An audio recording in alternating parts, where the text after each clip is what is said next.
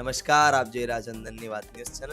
પંજાબના કુરાલીમાંથી ચોંકાવનારી ઘટના સામે આવી રહી છે. આખરે એક મહિલાએ લગ્નનો પ્રસ્તાવ ઠુકરાવી દેતા આવું કેમ બન્યું?